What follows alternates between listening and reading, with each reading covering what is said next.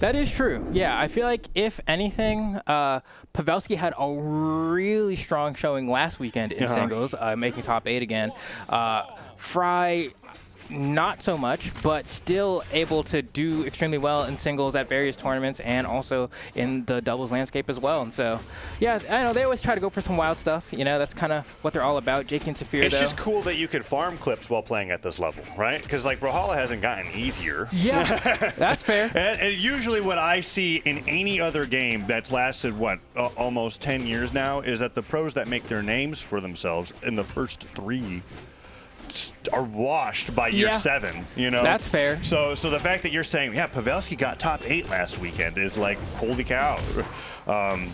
Because you're basically juggling 2 full-time jobs at that point, right? You know, the other thing that I think is that, like, these guys were competitors for a really long time, and then also when you, like, it's go like the fighting do, game like, element. Content stuff, I actually feel like because you're not playing to win, you know, like, there's something about just like that, I'm just trying to get the fun thing that I think is actually really hard to deal with as the competitor on the receiving end of it. And I also have to remember that the skills you learn to do really well in fighting games do not rust away. Yeah. As in other genres. And I've kind of noticed that in quite a few games. So here we go. We got Jakeyy and Saphir, however. And Jakeyy, one of the few boots players in doubles that has been doing it since the launch of Tesca, teaming up with Saphir, who has been on Oldroom for basically half a decade. Pavelski's going to go down there with sweat beads. Jakey's still living. It is 5 stocks to 3. And FryDasOle does recover back to the stage. I thought Jakey's going to put out a ground pound there, but FryDasOle's able to cover his head. Nice shot with the scythe recovery. And then Cider will finally take Jakeyy down. Okay.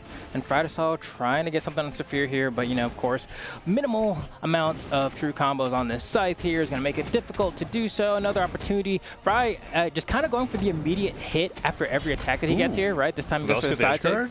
Got some recovery. It was a good recovery from Saphir. Nice try for Pavelski to cover that with a side air. Just couldn't get there in time. Oh, side air not going to hit. Ground pound going to be chase dodged through, and Saphir goes for the weapon throw to cover his recovery and gets the hit on Pavelski. That dive kick would have knocked him out, but Pavelski makes it back. Gravity cancel unsig. Okay, Fry looking for an opening here.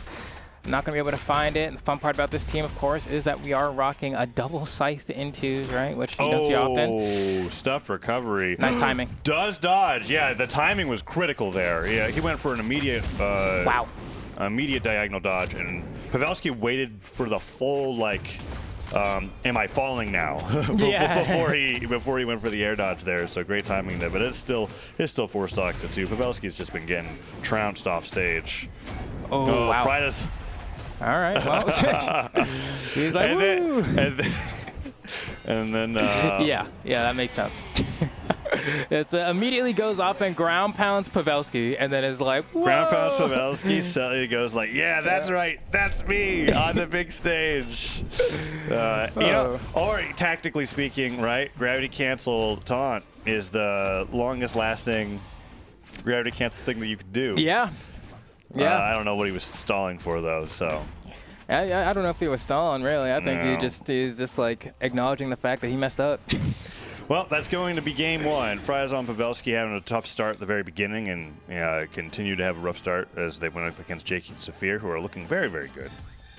Yeah, no, these matches are going by so blazingly quick, you know? I mean, it's before winner's quarters. Sure, but I mean, these are, you know, still really strong teams, and we're in EU. I have to point that out too. You know, Europe. I just think we've picked 2 very interesting matches where, like, there's the team that's clearly like, I want to win this really, really bad, versus the team that's like naming themselves San Diego Runback and 2 YouTubers. Yeah, fair. So like, my expectations are tempered. And it's also, you know, we're not watching like Blue and Heisen or Simple anymore, you know, so it's like it's a different landscape. Simple, for sure. That's a throwback for sure. Yeah. It's been a bit. Oh, wow. Neutralite with the recovery. Surprise. I have to fish for one more hit here, but I mean, FryDasOle basically on his last legs here on his first stock. Gonna get caught, and then the pass to Saphir, but since it's decided from the opposite side of the stage, Fry's gonna survive, but that recovery's gonna be enough. So here now can go for like the down sig here. Jakeyy just gonna hold the weapon. Yeah, love that side sig right there. Got him. Gets the neutralite sidelight nair. Jakeyy went for the jump, but was completely out of he was like exhausted of all resources, but he was ready to follow up with Saphir's sidelight nair there. So that was a great team combo off the edge. FryDasOle gets the end sig. Not gonna knock out though. Tried to get that pass over to Pavelski, but didn't find it. That Very nice cleanup. Yeah, perfect. Got a ground pound on one side, and I think Pavelski getting maybe a recovery on the other.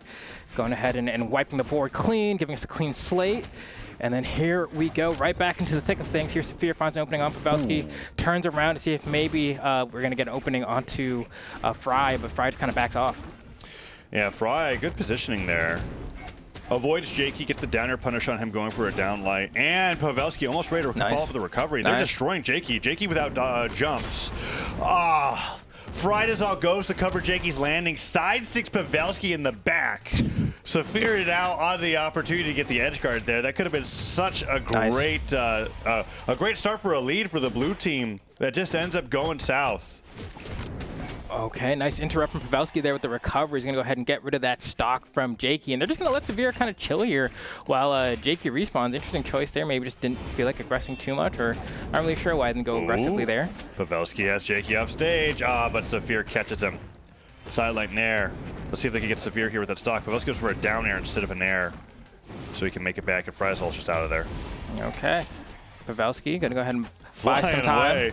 Oh, but he got caught. That's brutal. Neutral light nair recovery. Dodges the axe recovery just barely. Okay, but at least now the blue team is armed, so they can try to start fighting back here. Pavelski needs to be careful with the stock. He's taking quite a bit of damage. Gets 3 recoveries to take Saphir off the top, and now the stock count is even. Opportunity. Here it is. Nair and a neutral light. Still good damage. That's more than I thought they were going to get. So 5 hits off of that respawn from Saphir means that Jakeyy is just as damaged as Pavelski.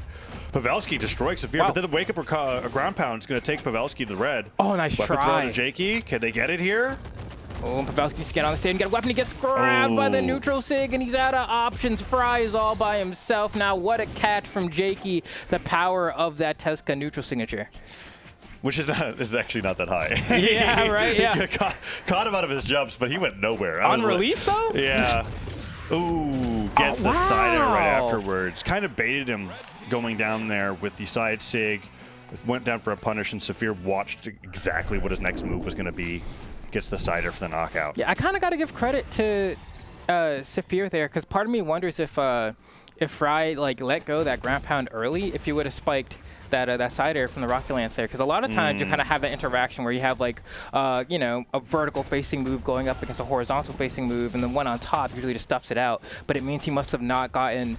He either didn't let go and therefore was waiting for the activation hitbox, which is just smaller than just not letting go, right? Yeah. Or Saphir had really good spacing. It's one of the two, you know. I've been spiked as the Rocket Lance player in that situation many times, so good stuff to Saphir for being able to get that one through.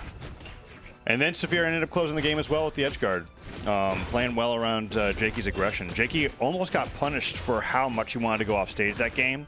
Pavelski and FryDasOle basically make their living off of offstage clips, and Jakeyy gives them a lot of opportunities for it. But here might be clipping Pavelski with those ground pounds. Weapon throw forces the dodge. Pavelski does make it back though, gets one sider, and Saphir comes right in to get the side light nair. Pavelski dodges the recovery. Gravity catch line light recovery will put him into orange, and while taking a ton of damage, gets the first stock onto Saphir. What a play from the blue team. Yeah, Pavelski just being a bit of an opportunist, seeing that there was someone near him that close to the magnifying glass on the top and just letting an unarmed recovery rip, securing the first knockout. But now split up from FryDasOle as Saphir and Jakeyy are trying to close in. You can see FryDasOle gets that down tick, too many frames on the animation, gets interrupted, but and now it looks like both members of the blue team are going to go down. I'm fine with FryDasOle going down there. Kind of looked like he drifted in the recovery just to sync up the respawns.